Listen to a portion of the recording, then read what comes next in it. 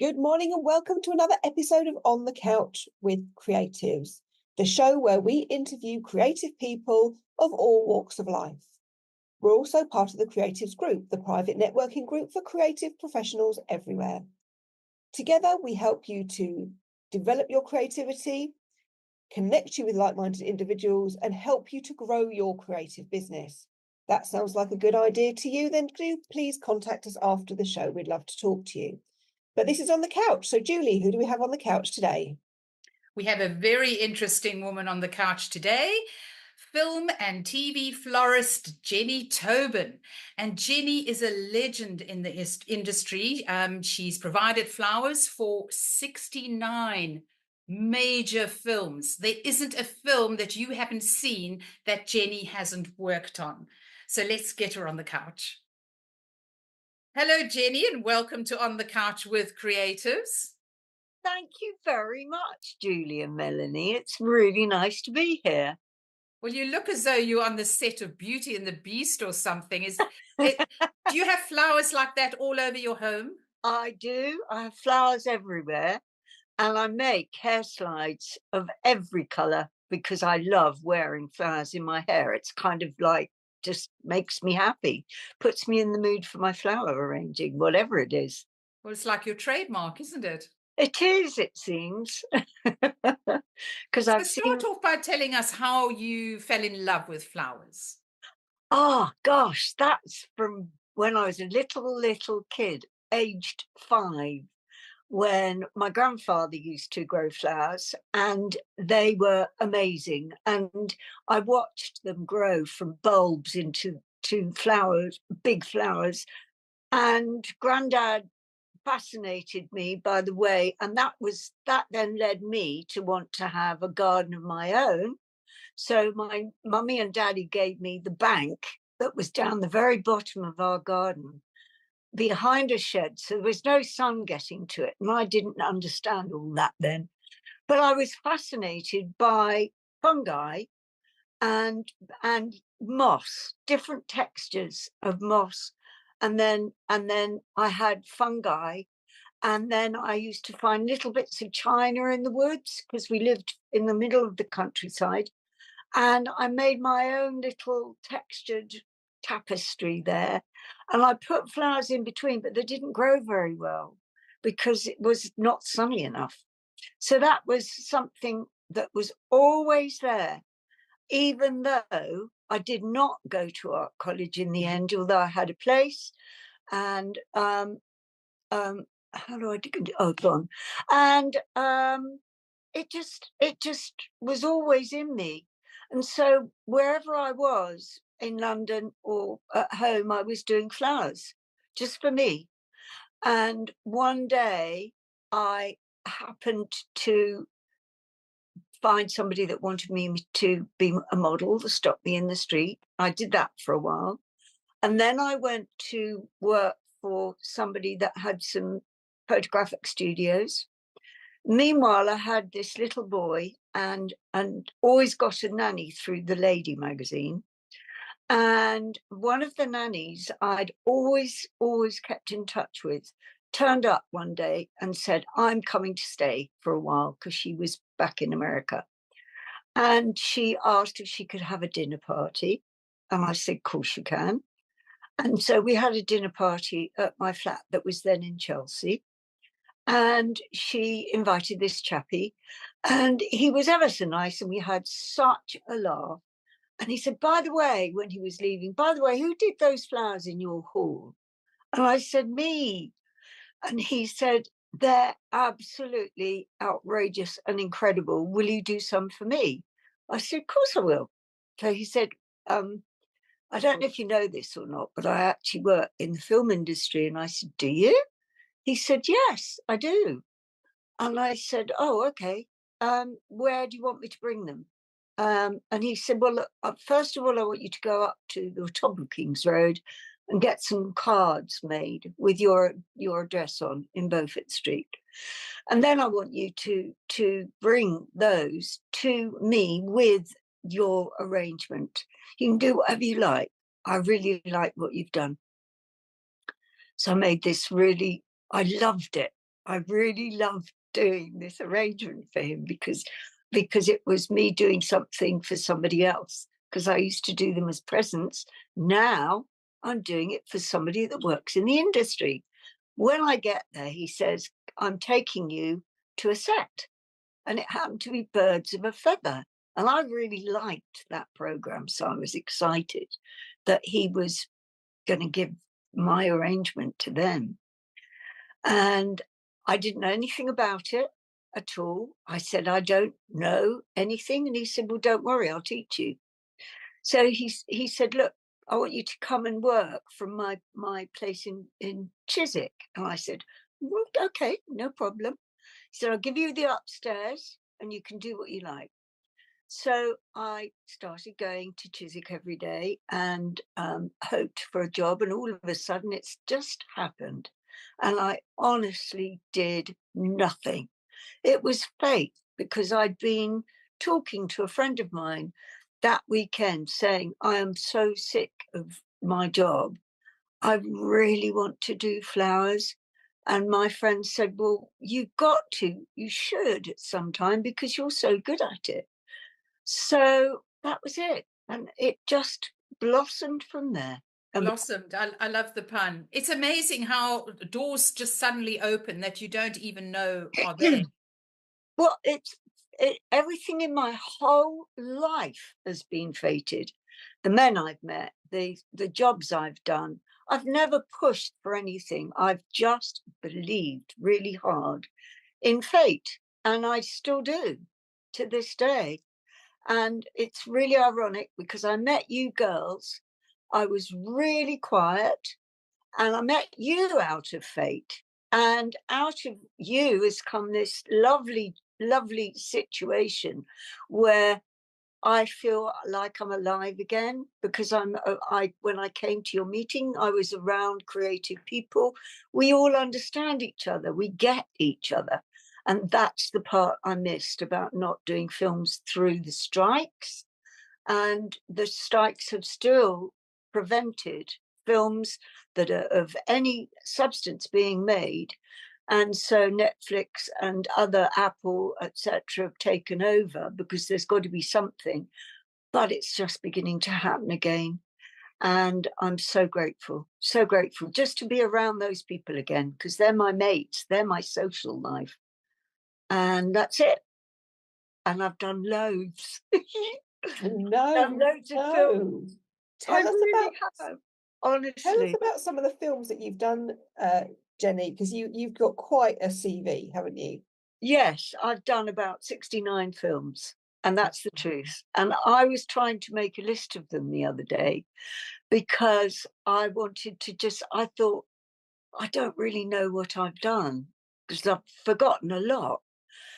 And I was looking through my invoices to find out on who I'd worked for and what I'd done. And I suddenly started remembering things. And then I was thinking about them in my sleep, I think. And so the day before yesterday, I sat down and started writing a list. And it starts with, I have to look at my list because I can't remember them all. But the first big film that actually got produced and was worthy was Love Actually. And I really enjoyed doing it. I was absolutely petrified because I didn't know what anybody on set did. And I had to ask the girl that booked me what the rate was because I didn't know how much to charge. And I knew her and she introduced me to the designer. And that was it. She said, I want you to just do what you feel for this. And my heart was in my mouth. I went to Covent Garden to get my flowers, and they all took the mickey out of me because they do with everybody new. And the director loved the flowers. We were in. Are you talking about the wedding flowers in the church theme? Yes. I did loads of others on it because we did some on a boat that was on the Thames, that was a nightclub, and there were all sorts of others. But because it was so long ago, I forget all the detail of it because my head is so full of everything and I get really excited about talking about it to people. So the director didn't like the outside of the church that was actually in central London, parallel with Park Lane. And so we thought, well, why? It's gorgeous. But you don't question it. Okay, fine. So we go to Clapham Common, and we have to do the arrangements for the exterior of the church all over again.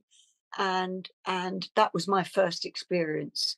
But from then it went to things like Sweeney Todd, which had Helena Bonham Carter, and it had Tim Burton as the director, and it was Johnny Depp that she was working with as in this thing. And I do this huge, great big arrangements outside this man-made set that's got shops going all the way along, and one of them is the barber's shop, which Helena Bonham Carter is working in.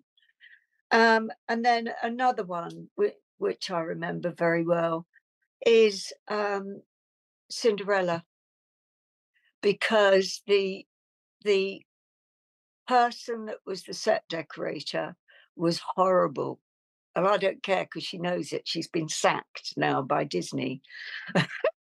And she was made life really hard, but she wanted the most enormous arrangements. And we had tables. I had one other person working with me because she wouldn't pay for a third. And we had tables all the way around us. And she kept changing her mind about what she wanted. Peonies, I want peonies. And peonies were not around at this point in time because it was the wrong time of the year. So I was researching how to get them. And as everybody should know, or may not want to know, is that there's one market for the whole world in Holland. And I had to find people in Holland that could source these peonies for me. And I managed to find them, and it was miraculous. But then I started using silk flowers, just as, because I was terrified that these peonies weren't going to work. And she didn't know. She didn't notice that they were silk. She thought they were real, because some of the flowers that I had pushed in, like a tuberose, for example, were scented. So Jane, she always called me Jane, never Jenny. And I went on to do several films with her, which were all fantastic films to do. And life got easier with her. And then there was a set where we'd been working all day from 6 a.m. at Pinewood Studios, where the sets were built.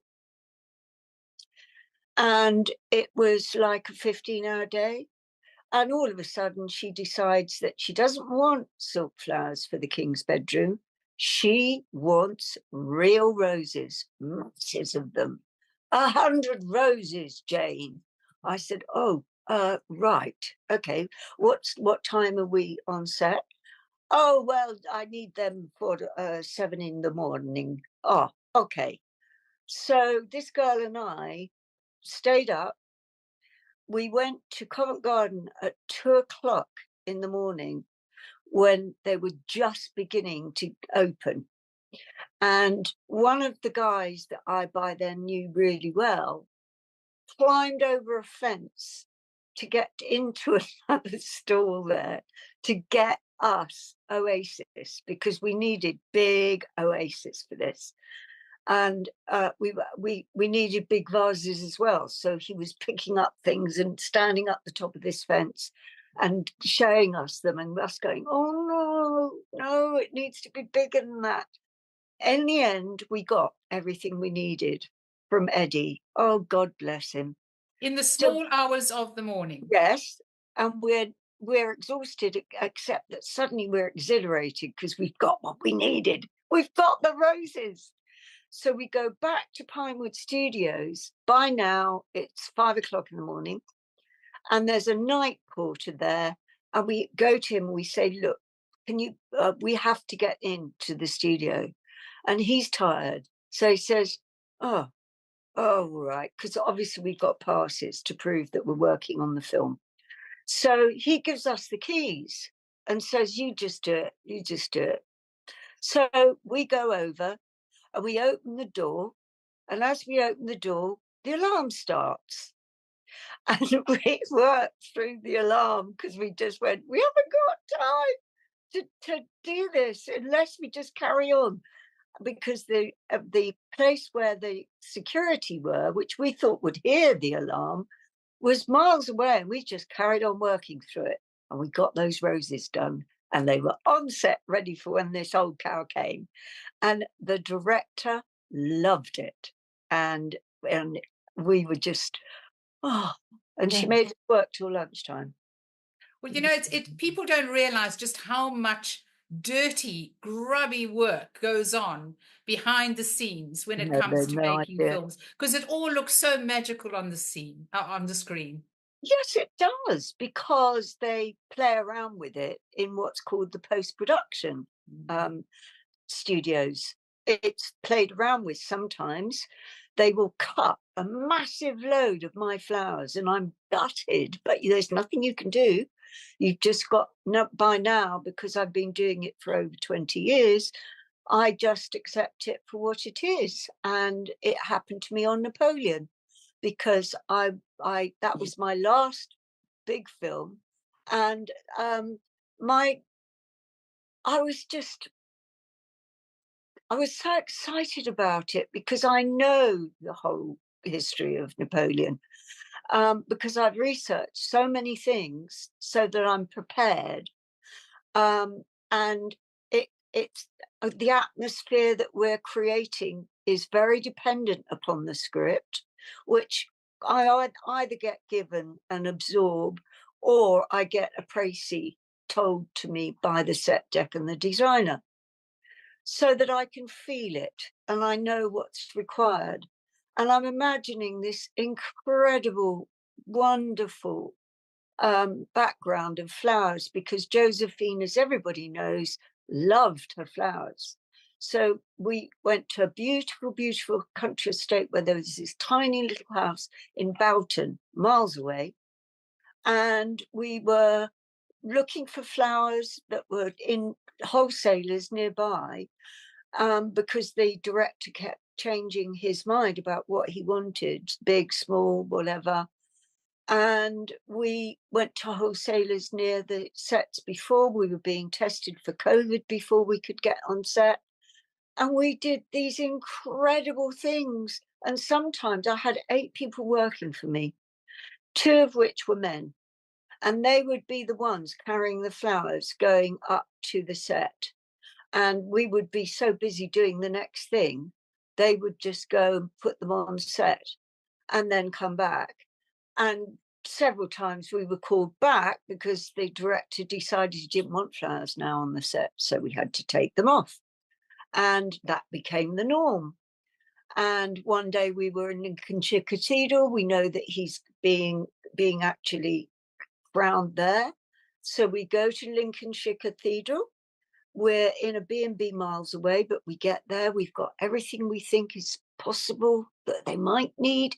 He might want colours, he might want white, so we bring everything.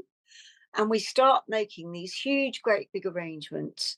And we do them all the way up to where the font is, not knowing what the set's going to be like around the font or what he's going to decide to do. In the end, he decides that he's going to do steps, and he's going to put the dignitaries in the steps right by the nave. And hang on, we've done flowers all the way back here. Isn't he going to do a long shot of all of these great big arrangements? No, he doesn't. Oh. And then we do other flowers. We do things for Somerset House that are 4 feet wide, that are going to be used on Somerset House, and they're going to be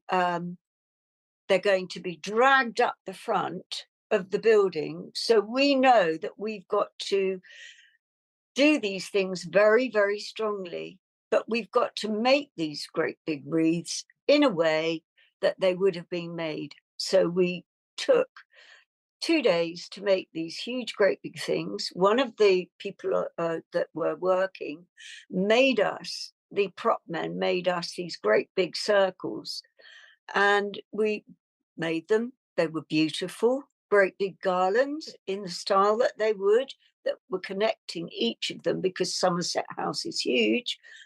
Carry on, carry on. I go to the cinema thinking I'm so excited. Oh, get there, I watch a war film. There were no flowers except one tiny little bunch of violets that I made because Josephine loved violets. And that's all we saw, was when they get married, this flash of her flowers. And I was gutted. And I spoke to the set That's director. heartbreaking that you can work such long hours and such busy, hard hours, and at the end it's for nothing. Yes. And And it's what happened many times. And you just have to get used to it because you're there. It's not for you. yeah. It's for we're just nobody in the scheme of things. We are in the background. We're doing our job, which we are absolutely in love with doing. And we are creating an atmosphere for the director to shoot from and the actors to work with and feel like they're really in a period film or a modern one, or like Fantastic Beasts, some weirdy, wonderful thing, or Jurassic World. So you do all these weird and wonderful things using odd stuff. And it's for them. So I love it. And I don't mind. I'm glad you said about atmosphere, because what was just going through my mind then is to say you've done all these massive, huge arrangements and sets, and it's wonderful. But what a bloody waste Yes. of money! And why do movies cost millions? Because we'll do all this stuff, and no, we don't want it anymore. Yeah. Well, on Napoleon, that's what happened. Either the director, who should remain nameless, called Ridley Scott, wanted to actually change his mind, or so things would be taken off the set by him, or he'd tell one of the prop boys to remove that. Oh no, I don't like that there. Or he just changed his mind about the whole scenario. But I hated it. I didn't like it. One of the films I've loved doing is The Favourite, because it's the story about an unusual queen that we had, and we filmed the whole thing in Hatfield House.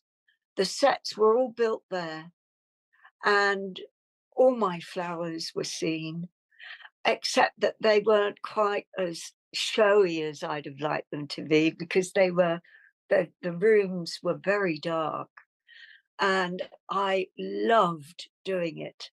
And I managed to make friends with the people that look after the house, that decide whether or not you can work. If they don't want you there and they don't like you, you're not allowed to use water on set. You're not allowed to use lilies on set.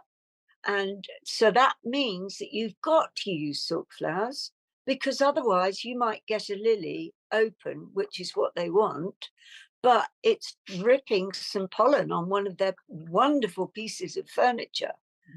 And if you're allowed to use their furniture, which a lot of the time you're not, we hire stuff from prop houses, and those prop houses are incredible. Anyone in the world should go and look at them, because they are so fascinating. You can get anything from 1910, or a medieval bowl, or a old radio that's for the background, or anything you can possibly think of, you can get. And I've got quite a lot of the memorabilia from my films. I've got a wonderful, wonderful light that was on Allied, and I fell in love with it. That was with Brad Pitt as well. And I fell in love with this light, and they gave it to me at the end.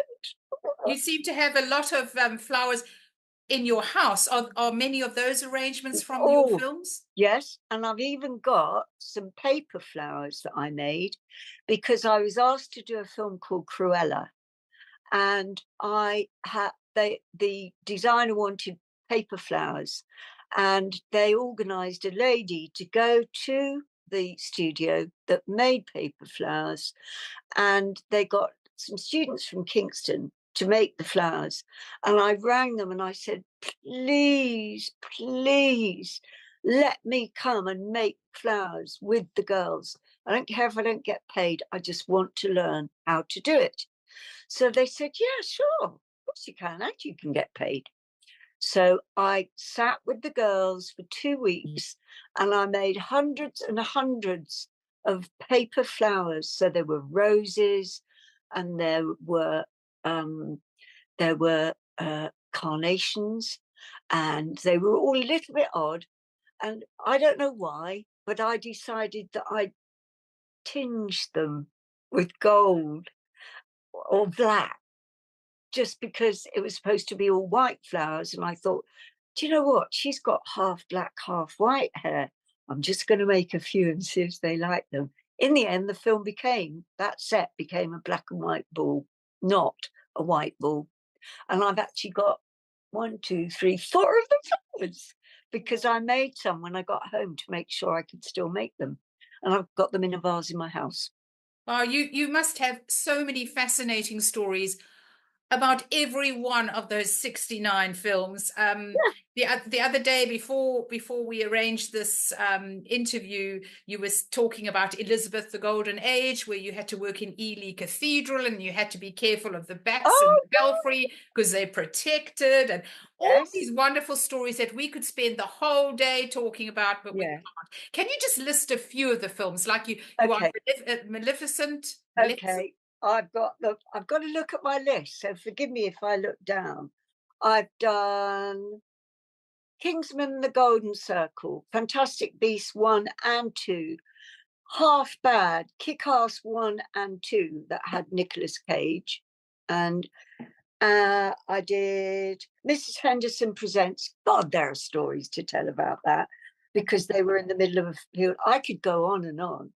The Best Exotic Marigold Hotel, The Theory of Oh, I Everything. love that I one. love Oh, you? I love that to movie. saw that. Love it. We were all talking afterwards about how we ought Those to do flowers were one. amazing. And the people were lovely. I did Sweeney Todd, Robinson Crusoe with Pierce Brosnan, Born a King, The Theory of Everything that was with Eddie Redmayne, Maleficent, Last Chance Harvey, that was with Emma Thompson and Dustin Hoffman. And Dustin was ever so nice. He'd arrive in the morning, hi everybody, how are you? And he came on a scooter.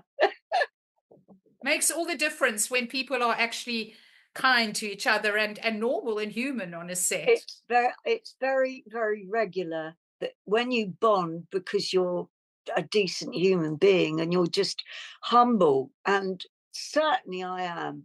I'm no big shot. I just love what I do, and I do it for that love and passion of my flowers, not for the money. I honestly do. The money, at the moment, I'm being asked to do things starting again, and I'm being asked to lower my rate, and I don't care because I want to work. And anyone that wants to work in the film industry, crikey, it's hard and it's long hours, but the reward is the camaraderie. And even the actors now, because I've done so many things and so many TV things, and you end up with a whole nucleus of very well-known people that seem to be picked all the time for things. Oh, one film I've got to tell you about before you go is called Nine, and it had 9 of the most beautiful women in the world. For example, Sophia Loren, Penelope Cruz, that lovely Nicole Kidman. They were all standing on stage with my flowers. And somebody gave me a picture of them. And I've got a photograph of them all standing on stage together. And it's unique. And that's, I could go on forever, but I know you've got to go. Well, no, we want to hear some top tips from you for anybody wanting to get into set decorating, flower arranging on film sets. How, Yeah, I mean, you fell into it. I fell Is there into it any by, way, any tip that you can give anybody else who'd like to do what you are doing? How do they get their foot in the door? I think, do lots of arrangements at home, photograph them, and get a website first and foremost. I think if people are trained and go to a school that's very well known, like Paula Pryke or one of the famous florists in London, go to the school, because what I had to learn the hard way was how to do fiddly bridal work.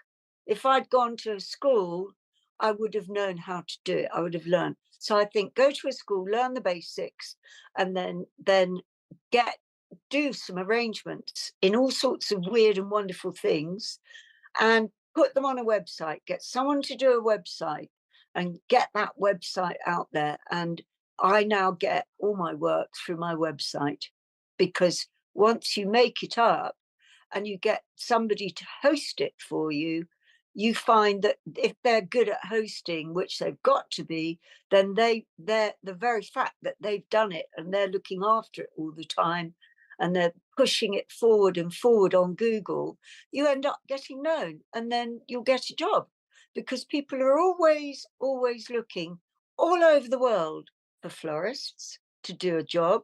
Morocco is very, very well known for doing big jobs because it's very cheap there.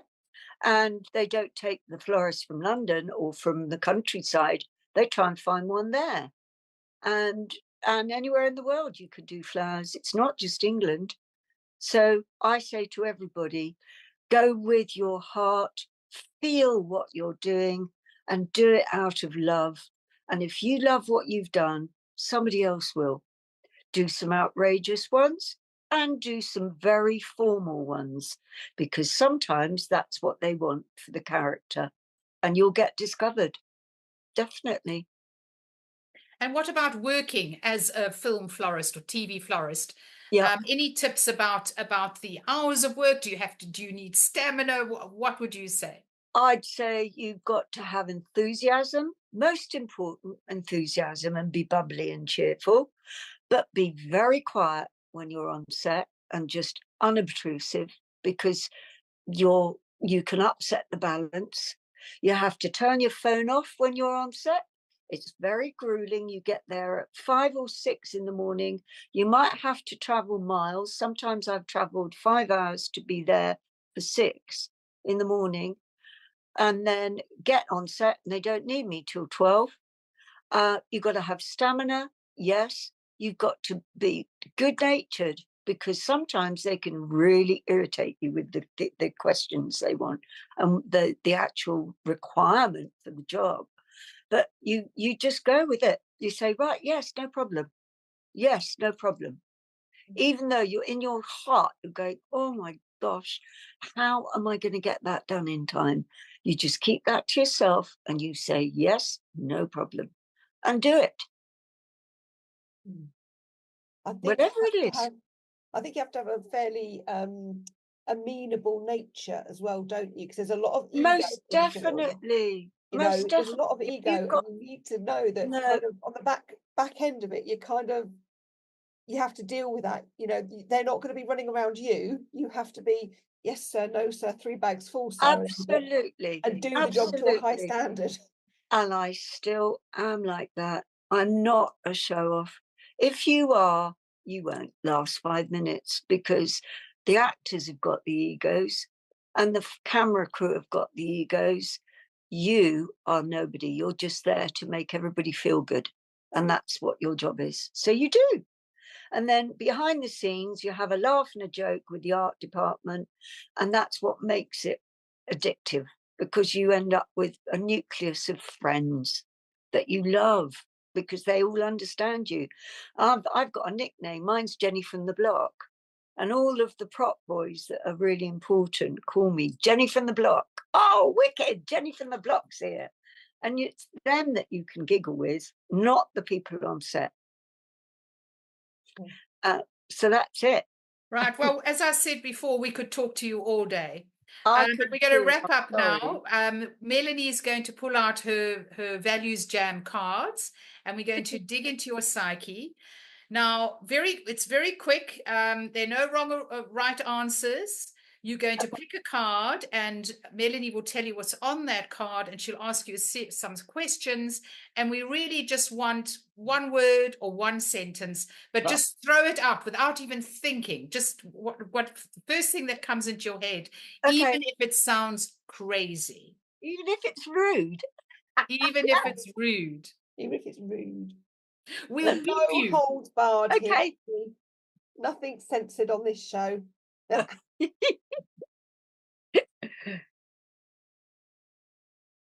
Okay, I'm going to run my poorly bandaged finger along the cards. What have you done? I nearly cut my finger off chopping something the other day. I nearly cut my finger off. Silly Billy. Yeah. I love the fact that it's blue. It makes you look like a professional chef.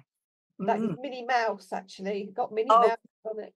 I love them. Okay, well, I can see the cards and I can see one there. Go back up. This one. Now go down. This one. This. That one. This one. Right. This one. Let's have a look. Yes. Ooh. Okay, Jenny. You picked a value. I think this is quite a good one for you. You picked the value of compassion. Ah, Compassion. 100 out of 100 for compassion. We are creatives. We're going to ask you creatively what you think about compassion. So go on. Sorry. So first of all, if you could physically see compassion, what would it look like to you? It would look like a passion flower. Oh. Exactly like a passion flower. Because for me, that is the most exquisite, well-documented flower. Oh, lovely. I love that. What does it feel like, Jenny? It feels like cotton wool. Oh, nice and soft. Yeah, really soft. It feels soft. It feels a little bit silky, like pure silk. Thin, pure silk, like the Indian dresses are made of. Oh, nice. And it feels like it's bright colours.